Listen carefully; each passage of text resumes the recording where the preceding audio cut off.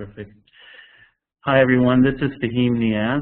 I'm a product manager for Smith Micro Software. And today we are very delighted to have David Knight present us a few major concepts and ideas within Anime Studio and as well as outside of Anime Studio.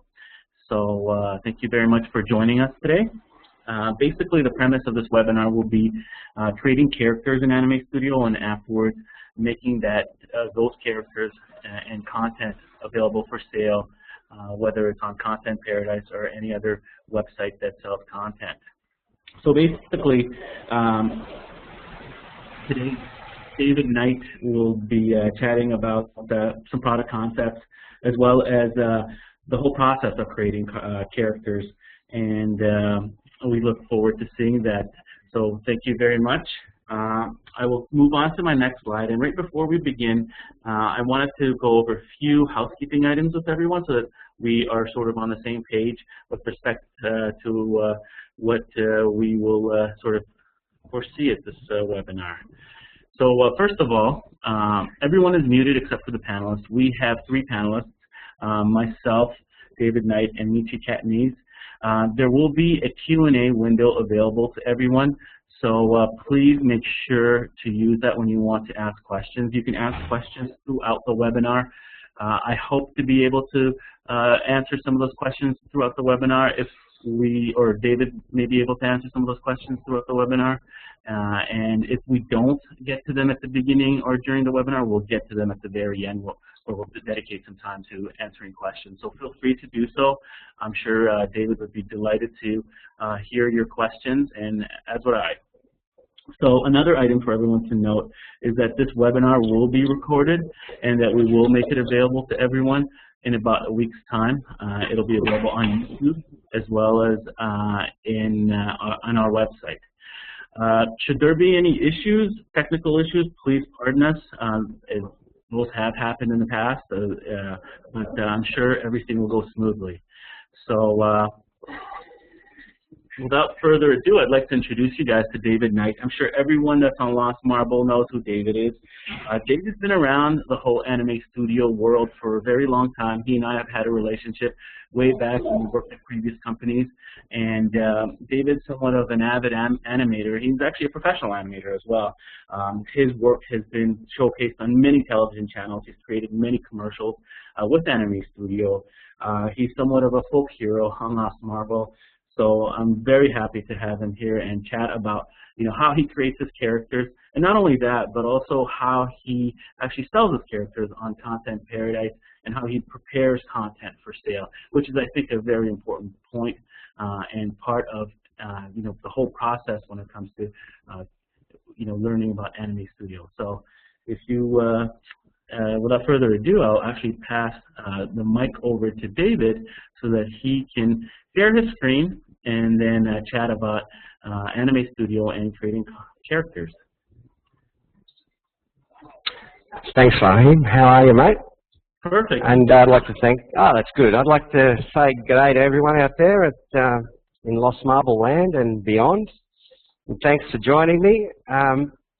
Yeah, as Fahim said, I'm just going to talk a little bit about creating characters in Anime Studio and actually selling them, and some of the steps that we would go through. But I'd like to start with first just selecting what I thought was a simple character to start with. But I thought, well, something that would be good for the webinar. I thought, well, let's create a goldfish, and I was unaware how actually complicated creating a goldfish was going to be. But to start with, what I did is I just went to the internet and grabbed a couple of pictures of a goldfish from different angles. Front and side views were fine for me because they gave me most of the information I needed to know about the anatomy of the character. To begin with, I created a bone layer, and then, of course, another vector layer beneath that. But just with bones, what I'm going to attempt to do is not really use bone binding to any large degree. So I want to set bones to region binding. And we go about creating the different parts of the character. So let's start with the head. And we simply just begin by tracing. I'm creating a realistic looking type character, not a cartoon. I want to go for a realistic illustration style. So we just have to look for a fill and just give a nice orange type outline, probably about line width of about 1. Just straighten up some of these points. And we go in now and we're just going to select a gradient, select a nice bright orange, mimic the actual character.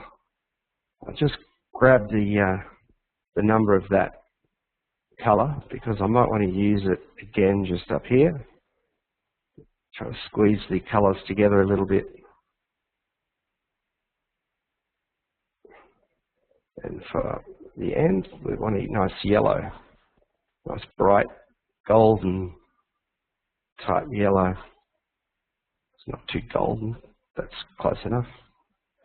And I should grab the number of that. I just want to just squeeze these colours together a little bit to mimic the actual goldfish. Okay, just want to. Okay, that's a start. So as you can see, I'm not going to try and create all the parts of the character because, as I found, it's taken me hours and hours to create the final version of this fish. So what I'm going to do is just load a few versions in and just talk you through the basic concept of how we go about putting the character together. So I'll just load in another file here. Here we have a body. I created an eye on a switch layer there. I've started creating a bone system for the actual fish. With the eye section, it's just a selection of gradients again and shapes. It's nothing too hard. Just trying to mimic what I can see in the actual photo. We come to looking at putting in detail. I think is the most important thing. Excuse me. When it comes to creating good-looking content. So I went to the trouble of putting in some scales. So I'm just going to add them into the actual character now. And they just use cross gradients. I just tried to mimic the type of, it's not exact, but it's an illustration of the fish that I'm working from. Then as we've finished creating these various details, you've got to look at the bone section of the character. So I'm just going to open up the boned final version of this character just to give you a look at how it moves.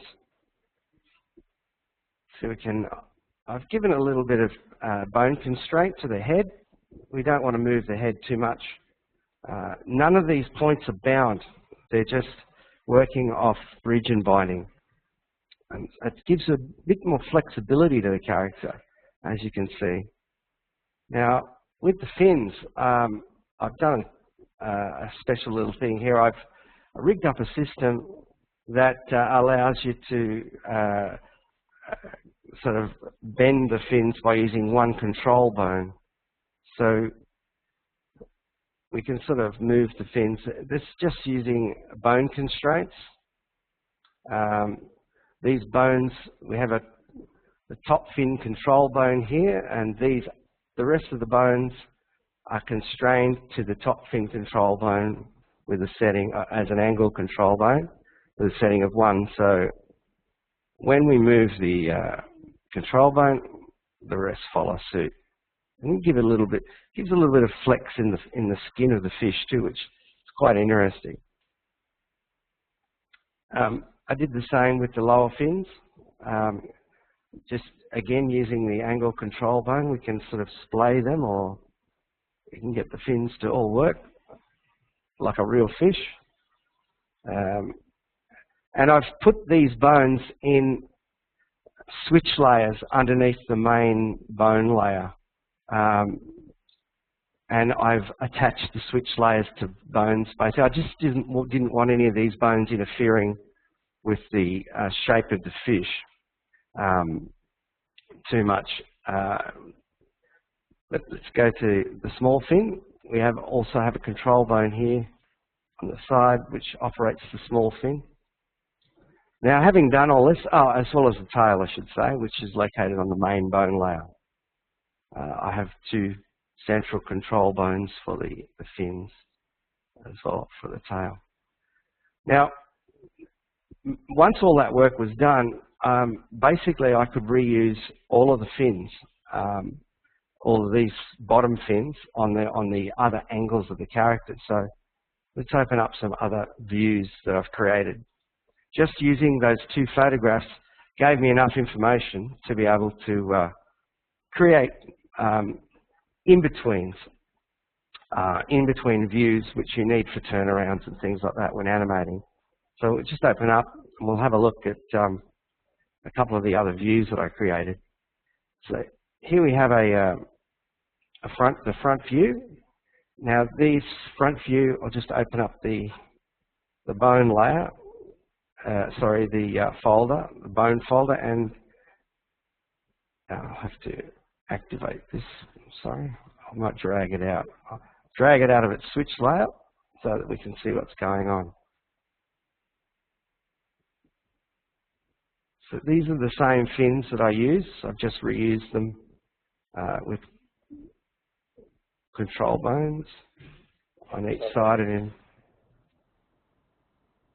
so they all work exactly the same as they do on the front, as they do. On the side as they do as in the front, and similar to the three-quarter view, which I'll just drag out. So David, there's a question here that asks, why do you group the subparts in switches rather than nested bones if there's no switching planned, or is there switching planned? Sorry, why do I group the bones in switches? That's right. It's because I don't want these bones interfering with the main bone layer, which is I often have trouble when you're using the main bone layer, but when you put other bones, because I'm not using bone binding, like binding points to the bones, I just don't want these extra fins affecting other parts, the bones in the extra fins affecting other parts of the character. So that's why I've grouped them in that way, and I've just bound the actual switch layers to root bones, etc., which works really well. It just doesn't give you that extra headache of having to deal with extra bones everywhere. It's one thing I do like about. I could have created extra bone layers, but I just like using switch layers. Now with Anime Studio 8, you can quickly convert a bone layer into a switch layer, I believe. Yeah, convert to switch there. So I mean, it's just a matter of what your preference is, whether you like switch layers or bone layers, basically. But just moving on from that, some people ask how you create the actual different angles. I know I've got to just breeze across this section because there's a lot more I have to cover, but I'd like to roughly just say that it's just a matter of tweaking points. So once I've created the original eye, I just duplicate that layer, and I just use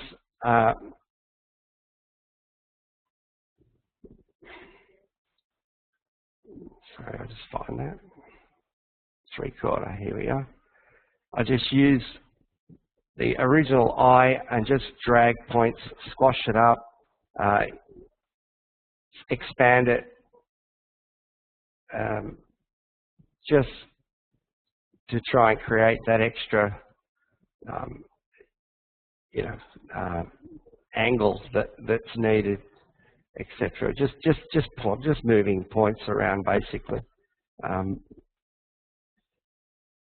And then after we've finished the character, of course, if you wanted to be a little bit more detailed, you could put in a couple of other angles, extra angles, which I think this product will probably need just to give it some smooth turnarounds.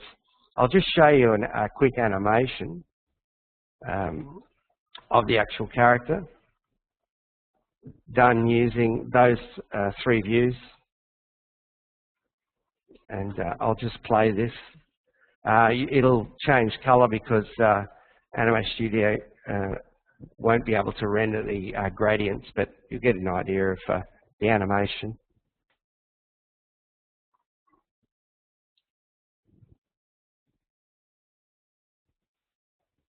And that's just the cycle. I think I actually may have a rendered version if we'd like to look at that.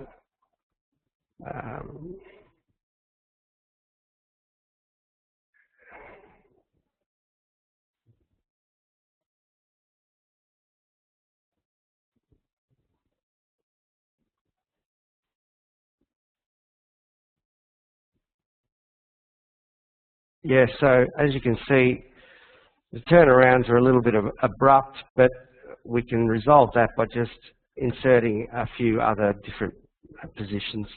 But it came out quite well.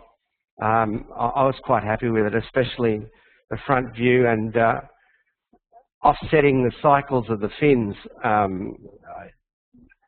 gave it that extra movement. As you can see, if we go in close and have a look at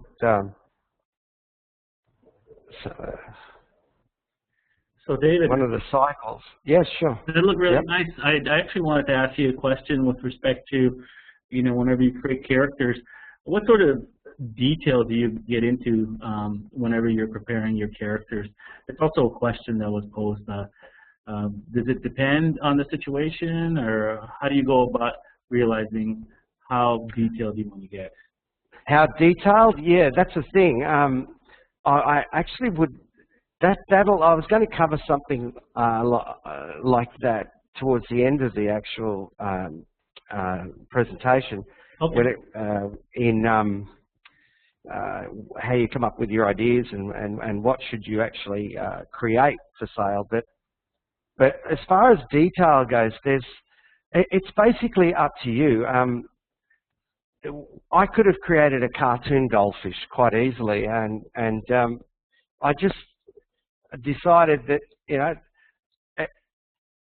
I would prefer if I was buying something on Content Paradise or an animated thing. I quite like realistic illustrations, and I thought, well, look, I'll try my hand at doing something that's semi-realistic rather than cartoon, because there are a lot of cartoon type characters out there, and I just wanted to do something a bit different. And that I'll touch on that a little bit later on regarding come out with concepts. But sorry that this has got to be so quick, but I'd like to be able to cover a few other things that I did with the actual character. But when you're creating stuff for Content Paradise, you don't actually have to do anything as complicated as this.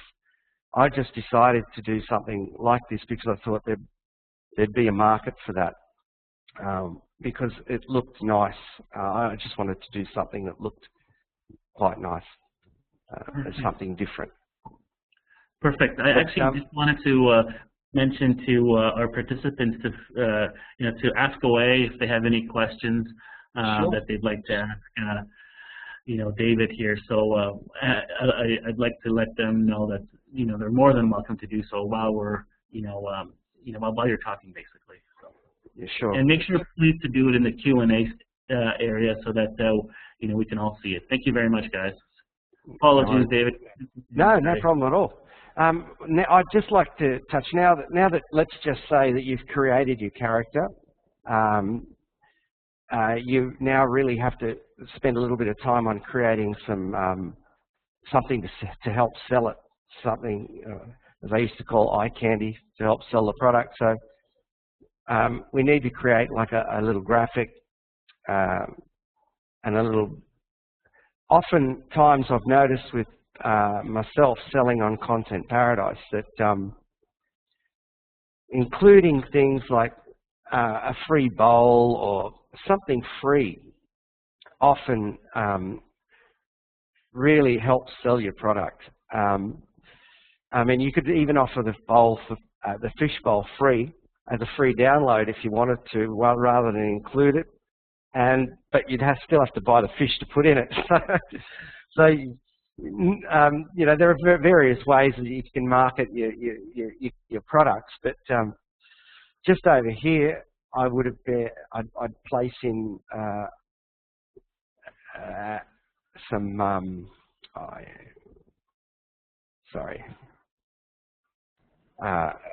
extra views of the character. So I'll just bring in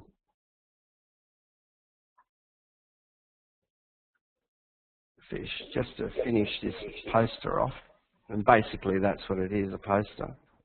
Just duplicate that. So do you believe that when you have something for free to give away with your content that you're more or less likely to get more visibility? Yeah, people really do like free things. I've noticed I've got a few free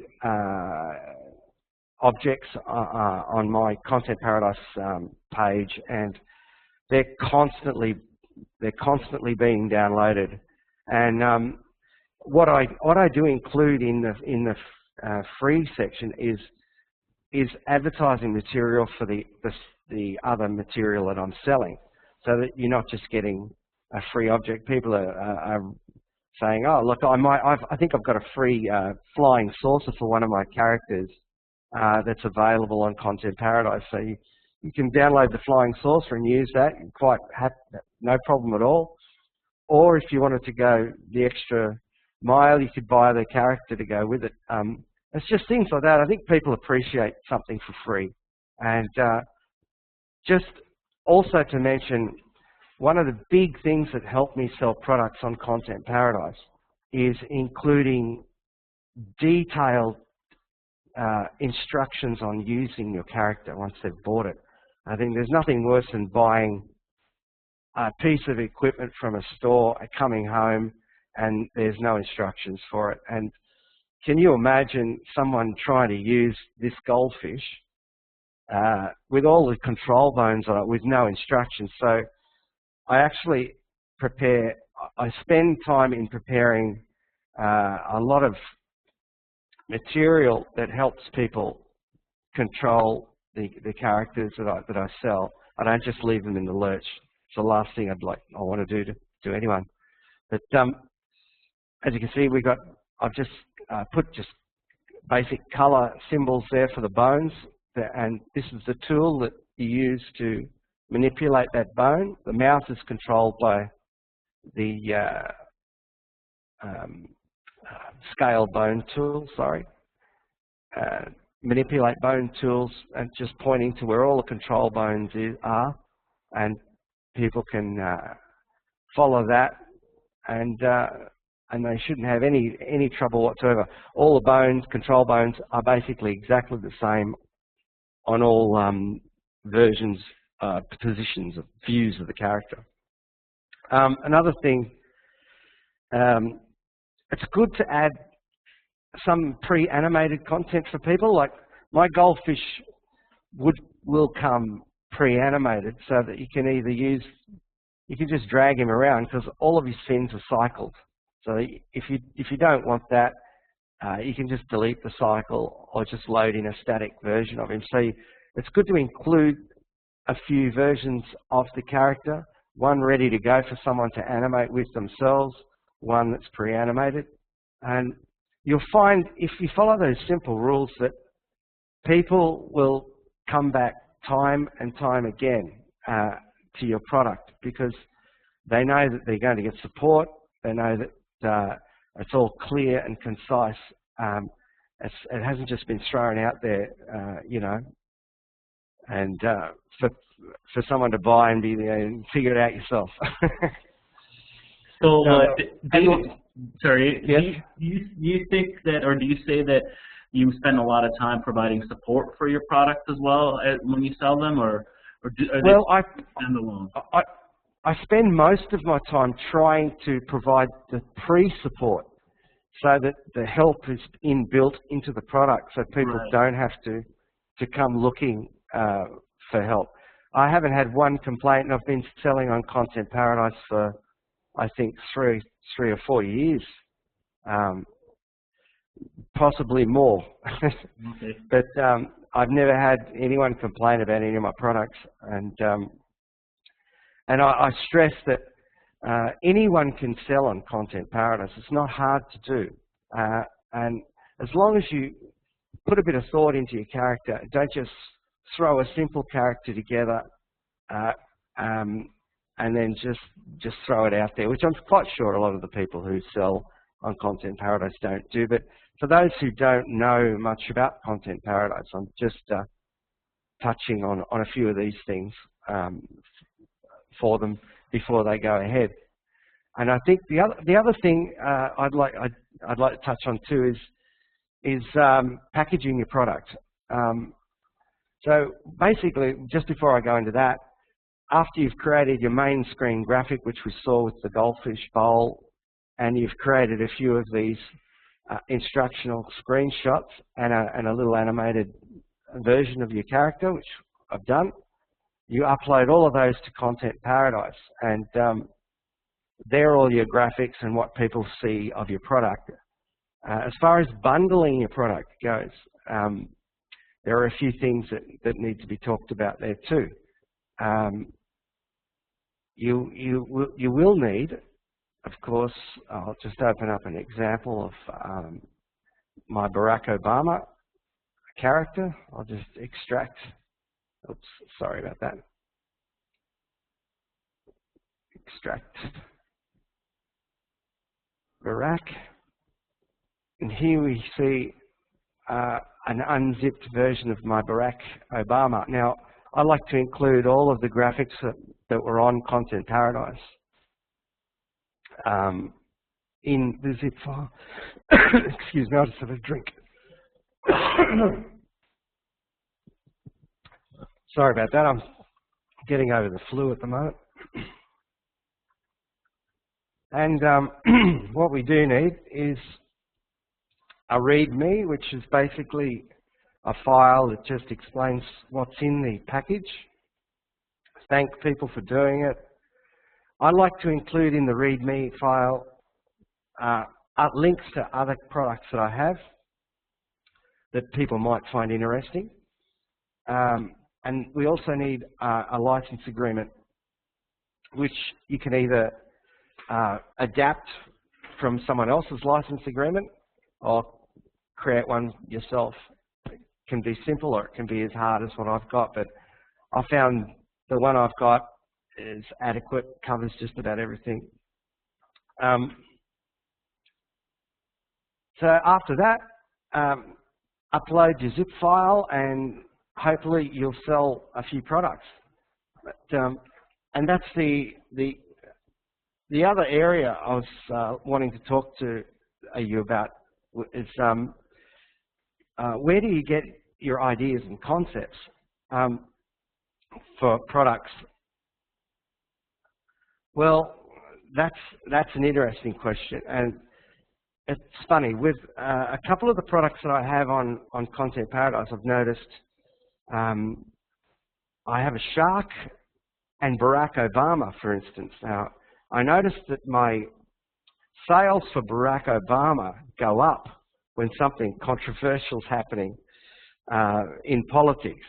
That means there's a few people out there doing parodies and it's in the news. So anything that's in the news can be a great idea for selling things. It can be a great basis for getting ideas. For instance, the shark I mentioned, it's a $3.99 product.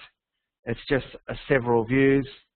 It's got an attack mode, big sharp teeth, and I've noticed that every time there's a shark attack on the news, I sell that shark. So there's one idea, is just be aware of what's going on in the world, what's happening on the news, and there's great sources of content there for you. The other thing is you can go look, before you come up with any ideas, go and look for popular categories that are already selling. There might be science fiction, there might be other characters out there that are selling really well. That can be a good idea, but I advise not to copy what other people are doing. Try to come up with concepts that and ideas that other people aren't doing as well. Something that unique. Maybe being an animator, you might think, well, gee, look, you know, I've got this character walking, but I haven't got a scrolling background, which is what I thought. I sell these products called loopy backgrounds, and they're just basically a looping background. It's pre-animated. You can speed the background up, you can slow it down, and they're a popular item and very useful. I actually use that product myself. So, and there's another way. If you've got a need for something, you're doing a project, you might be doing a TV commercial, and you've done a character, and you've created a few things for that particular project that you needed to create. There's another great way of coming up with content. Package it up and put it out there. If you found it useful, 99% of the other people out there are going to find, animators are going to find it useful as well. And then there's, sorry? So David, I was going to ask you, did you want to show your storefront on Content Paradise? Yes. I'll just open that up. This is my storefront. Oh, this is behind the storefront. These are my products that I have listed on Content Paradise. I've got about 30 of them. This one's a popular one. We'll just have a quick look at Loopy Forest. Again, this is a looping, pre-animated looping background. Well, you know, it sells steady. I think these sorts of looping backgrounds are things that people use quite often. As you can see, I've just got a few screenshots of it up there, and it just basically loops. But just going back to Anime Studio and coming up with ideas for products, I'm on the forum not long ago. I don't know whether many of you guys out there saw me posting a few questions on manipulating. I actually uploaded a picture of Frankenstein that I downloaded off the internet. I was playing with bones, trying to manipulate photos. Now, I just finished a series here in Australia for Fox 8, and I used Anime Studio to manipulate photographs via the bones. And I came out of that thinking, gee, you know, wouldn't it be interesting to try and create characters out of photographs? So I thought that would make a great idea for a product for Content Paradise. So I actually went about creating a character out of my pet, just as an experiment. And my pet's a Border Collie. He's about 8 months old now, I guess. And I just took various aspects of him, just photographed him, broke the photos down. I created a special hairbrush, actually a rubber, so that I could get a nice broken edge to the fur. And then I went about animating, seeing if it was possible to animate the character. And so this is what I came up with. It's just a simple run cycle, but I can switch the character's head just like a normal Content Paradise character. So I'm going to create a series of these types of characters. I'm calling them photo tunes. I think it's an interesting subject for all of you guys to try too. I'm not trying to advertise this product. I'm just trying to help you out. The more the merrier that are doing these types of things. You could use Poser, for instance, to create characters for Anime Studio that were switchable. There's just tons and tons of ideas that haven't been explored. So I'm just creating a dog to start with and see how he goes. He's not uploaded yet because I've got a bit more work to do on him. But that's just an example of thinking a little bit outside the square when it comes to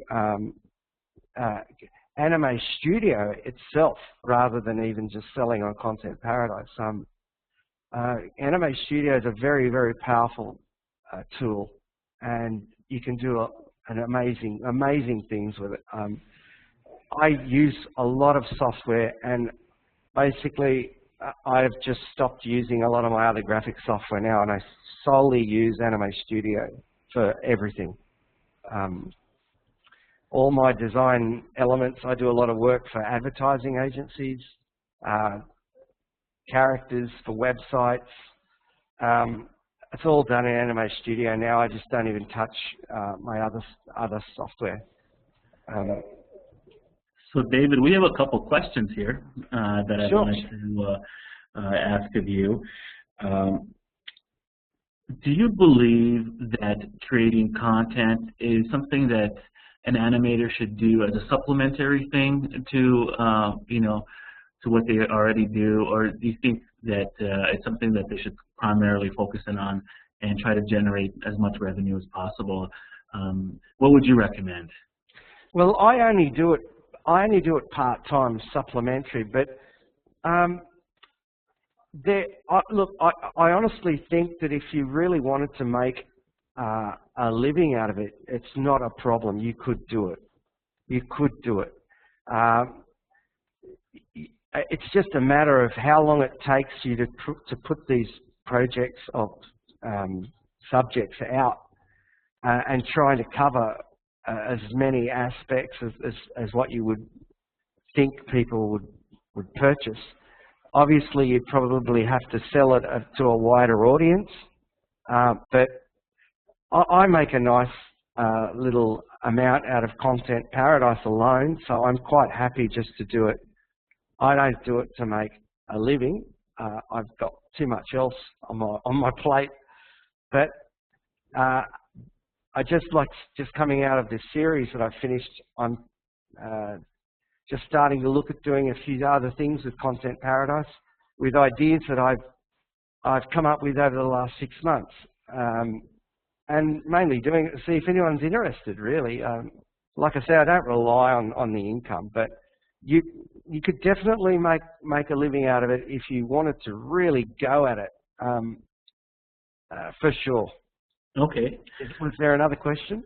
Oh yeah, one of the other questions that that I wanted to ask you, and it's been asked by somebody as well, is that I'm pretty familiar with your content, and your animation of your dog actually exemplifies that you have very different types of content that you want to sell, or at least you produce.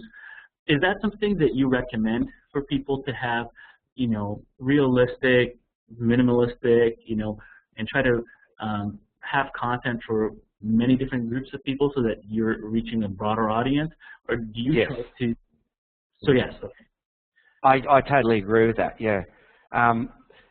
what that will do for you too is, and one of the reasons I do it is, you're looking for the product that wants to move. You're looking for the product, and I do this with a lot of my animated projects as well. I try different concepts, different ideas.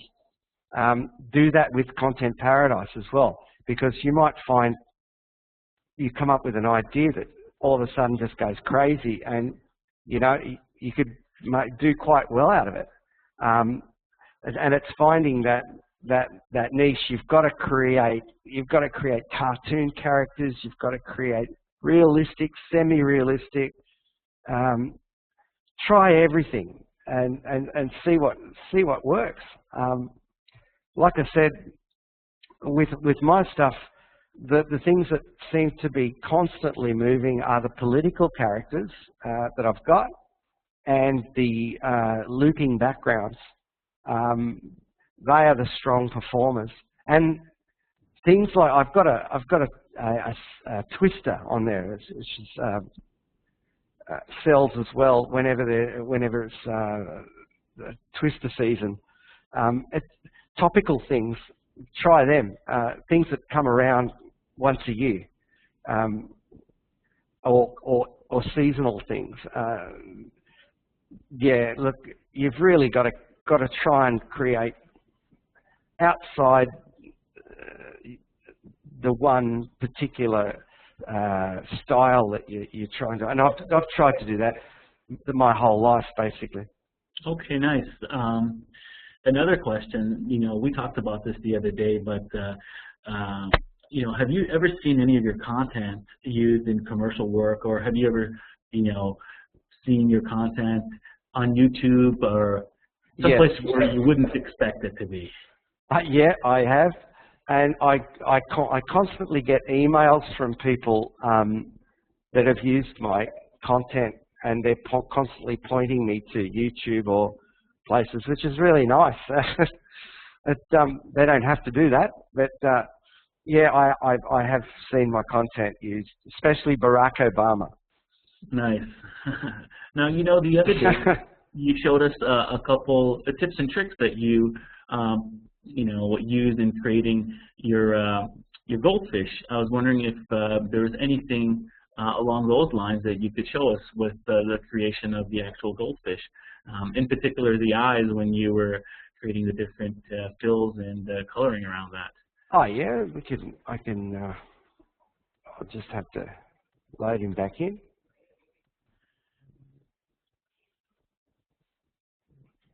And while we're waiting for David to load his character, folks, if you have any questions, feel free to ask away in the Q&A area, and then I'm sure David can get to those questions whenever he's done with his demo here, a little demo.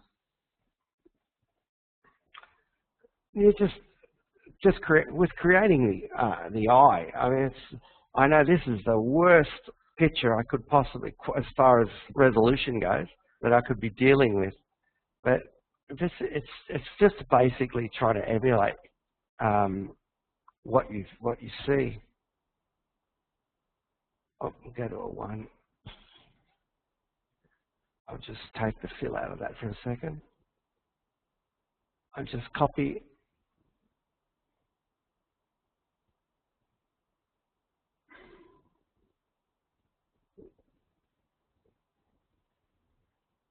I think a lot of the secret is in just looking at the detail and trying to excuse me, emulate some of the detail that's there, and it doesn't have to be exact, but as long as it looks like a fish's eye. I mean, gradients, the new features in Anime Studio 8, the gradient features are just awesome, and they help a lot. Excuse me for a sec, I'll just take the gradient out of that. So underneath that, there's like a sort of a brownish type.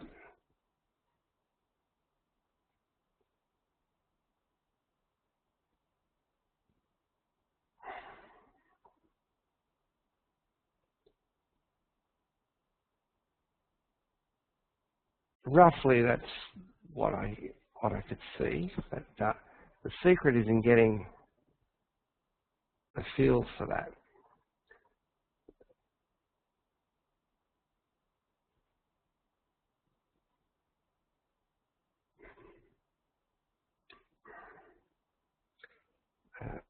So going to look for a darkish type, probably to a light orange.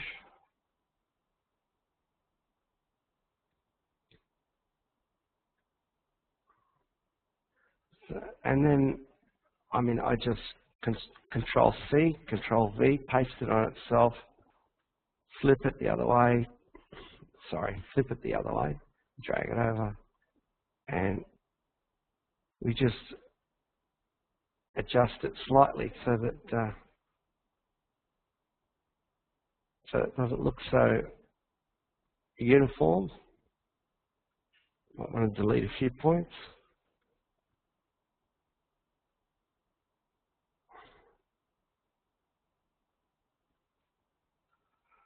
It's a bit messy down there, so. And we can't, you know, we end up with something that almost with a bit more work, a bit more tweaking. Looks a little bit like an ice. Very much so. When you zoom out, we render that. When you I mean, we're pretty close. Oh yeah, very close. If you wanted to, you could go in and copy this fill here and just paste it into the actual back of the eye and play around with the fill in the eye. You could I'd maybe turn that into a radial fill in the eye just to make it a little bit more golden. The fills are fantastic in Anime Studio now. They're absolutely wonderful. You can do anything with them. But and now, if I was going to make that eye for a 3/4 view, like I said to you the other day, you just basically select some points, you just squash it up a bit, and tweak.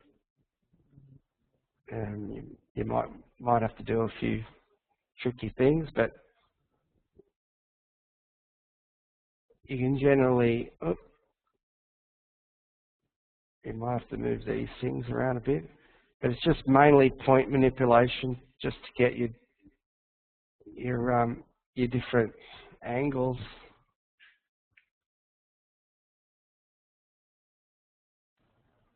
And yeah, just basically try and emulate what you see. Perfect. We have a couple other questions here too. That sure. While we were, working on your eye there, you were working on your eye. Yeah. A couple questions came in. So there's a question about pricing on products. What's a good balance between return per unit and volume or units sold? How do you price, basically? Well, that's interesting. Pricing. If you go to the trouble of creating a quality product that has got tutorials, that has got everything in it that people want, just like Anime Studio, you're creating a product. Now, you can create a good product or you can create a bad product, and if people are more than happy to pay for a product they know they're not going to have any problems using. So as far as pricing goes, if you're just going to throw a simple character together, that's a simple cartoon character together, you're probably going to sell it for $2 or something like that. But if you go to the trouble of creating a really good quality character that has tutorials and everything for it, you can ask for anything from $8 up to $20 odd for a character, depending on what it's like. Now, is it also relative to what other people are doing out there? Because you may have competition in whatever you do. Is that not correct? No, well, look, I wouldn't worry too much about competition because I'd just do what you feel you're doing. If you're doing a good product, then you shouldn't be worried about competition. Okay. It's the same in animation. If you're a good animator, you shouldn't be worried about competition. I tend to forget about the world, and I just create characters that I believe people would pay good money for because it's a good product.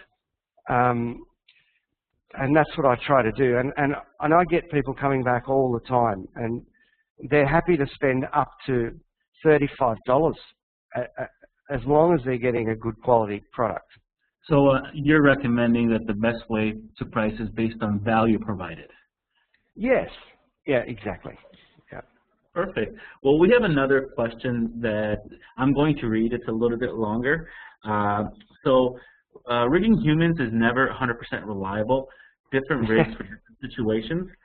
Do you worry a skeleton might not sell or might not be absolutely universal when it comes to animation? And how do you minimize problems, especially when you consider beginners using your characters and people that are just enthusiasts and maybe not pro users? Bone constraints. Always use bone constraints. I always supply, like I said earlier, I always give people a rig, a couple of versions of a rig. One that doesn't have bone constraints is a great idea, so they can go and twist the arm till it deforms. And maybe they want to do that. This is the whole thing. You have to allow people, allow for what people want to do with the product. So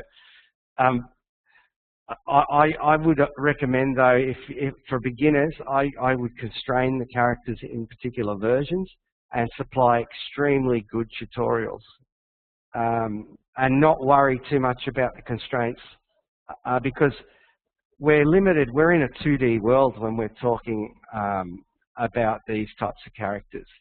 So we can't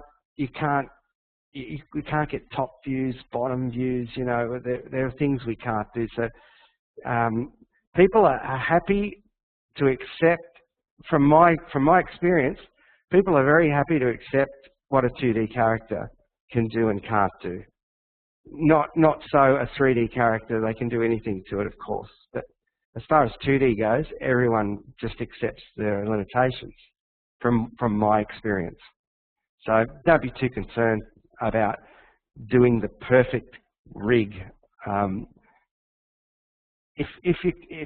And also too, sometimes it can depend on what type of character you're designing. If you're designing like a ninja character, you're going to want to be able to have that character pretty flexible, compared to Barack Obama, who probably doesn't need to do ninja twists and kicks.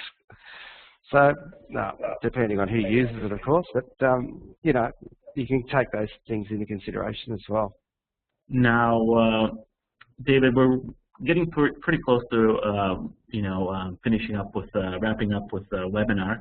I have one last question that I see a participant has posted, and then I also have another comment regarding your turkey particles afterwards. So, oh yeah. Yeah, so why don't we answer Tomer's question, and then afterwards we can let you talk about your turkey particles, and then we'll wrap up the webinar. So Tomer asks, is it possible to sell characters made by auto-tracing software versus tracing an image myself? Well, I guess. That just depends. What would you be tracing? Photos? The only thing you have to be careful of there is copyright. And I think one of these issues came up on the forum not long ago. I posted a question about, can I create Bugs Bunny and put him on Content Paradise? And, whoa, no, you can't. You'll get sued. And not to mention, Content Paradise wouldn't allow that to be done. It depends on what you're tracing. I mean, you can.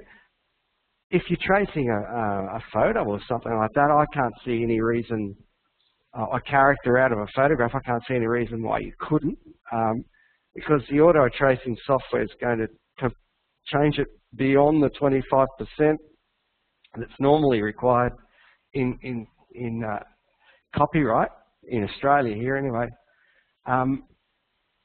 it depends on how the character comes out. You might end up with a lot of points. It might be better just to trace it yourself. But it wouldn't hurt experimenting. Look, you've got to experiment with these things, and that's what Anime Studio is all about. There is still frontiers there that we haven't touched on. So your auto tracing idea may be a ripper. So I'd encourage you to follow that. So, oh, sorry, go ahead, David. Yeah. And was there another question? No, I actually wanted to let everyone know that you were kind enough to supply, or going to be supplying everyone that's attended the webinar some free content. So I was wondering if you could speak about your turkey particles for a few minutes, sure. and then we'll let everyone know that you know, we'll actually send it to them via email, and further we will wrap up things in a couple minutes. Yeah, turkey particles. I haven't actually got it on my computer system here. I've got it on the computer system, but I don't want to go looking for it. It's not handy. But yeah, look, I just thought I'd let everyone have a copy of turkey particles, and it might give someone some information. Some inspiration, some extra ideas. I found that doing animated particles was a great idea, and I've done some birds, and I've done some chickens and turkeys, and they move really well. So if any of you out there who grab it, you know, you're going to get a copy who've attended the webinar, have a look at it, check it out, improve on it, do your own versions, and see whether you can sell them. Come up with some ideas. You might. There's millions of ideas you could come up with animated particles, which is something that hasn't totally been explored yet.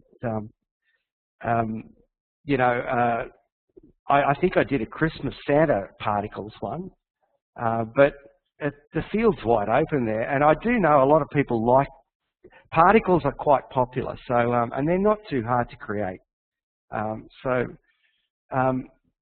I'd like to thank everyone for attending and putting up with me. I hope I've given you some ideas and some inspiration. And I'd like to wish everyone the best for Christmas and New Year's. And I'll hand you back over to Fahim. Thank you very much, David, for your great webinar. There's quite a bit that I learned, you know, over the course of the last few days since you and I have chatted. I'm sure many of the participants have learned a lot too. So thank you for your time. And I want to thank all the participants for coming out and taking time out of your busy schedule to come out and support us and watch the webinars. We hope to produce more webinars for you guys. Feel free to email me, contact me. You know, most of you have my email address. If you don't have my email address, you can easily find it on lostmarble.com in the discussion area. I'm usually all over there, and likely David Knight is also on there. So make sure to look him up. I think he's DK Tunes, right? So that's your handle, is it not? DK, perfect. Yeah, so perfect. So make sure to go on Lost Marble, ask him your questions, and at the same time, if you get a chance, check out ContentParadise.com. That is our content store. Have a look at it. You know, peruse some of David's products.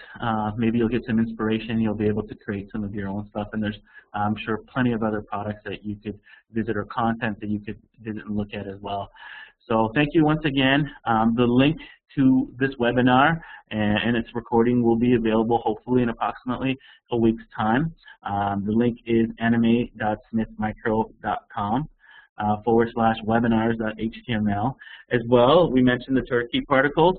We'll be emailing you the content pack pretty soon, so hopefully look out for that, and you should be getting it in the next few days. Thanks again, and look forward to seeing you guys at the next webinar. Bye-bye.